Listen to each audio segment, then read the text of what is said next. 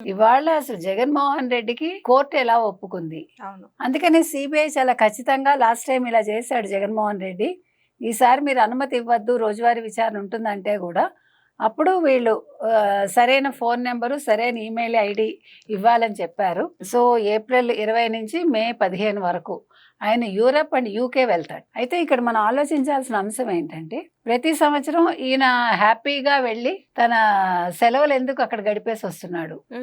అవును. Summer vacation లాగా వెళ్తుంది. అంటే ఓ పక్క పార్టీ ఓ పక్క మునిగిపోతున్నా, ఎలా పడితే అలా ఉంది పార్టీ అస్తవ్యస్తంగా. ఓ పక్క చెల్లెలు విషయం అలా ఉన్నా, బాబాయ్ కేసు తేలకపోయినా ఆయనకి ఏ బాధ లేదు.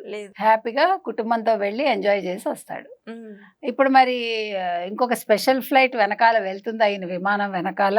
మరి చెకింగ్ ఎలా ఉంటుంది ఎయిర్పోర్ట్ లో? మరి రామ్మోహన్ నాయుడు దీని మీద ఏమైనా దృష్టి పెడతారా? ఆయన కూడా ఏవియేషన్ మినిస్టర్ కదా. మరి ఏం జరుగుతుంది? ఎంత డబ్బు పట్టుకెళ్తాడు? ఎన్ని మూటలు లండన్ కి చేరుకుంటాయి, లేకపోతే యూరప్ కి చేరుకుంటాయి? దీని మీద మాత్రం నిఘా అయితే పెట్టాలి. ఇది మరి సెంట్రల్ గవర్నమెంట్ పెడుతుందా, లేదు ఏవియేషన్ డిపార్ట్మెంట్ పెడుతుందా, లేదు సిబిఐ పెట్టిస్తుందా? ఇది ఆలోచించాలండి. ఎందుకంటే ఆయన ఎప్పుడు కావాలంటే అప్పుడు వెళ్ళిపోయి చక్కగా, లాస్ట్ టైం మీకు గుర్తుందా 24 ఎన్నికలకు ముందు అయితే రిజల్ట్ వచ్చే ముందు ఆయన వెళ్ళిపోయాడు కదా లండన్.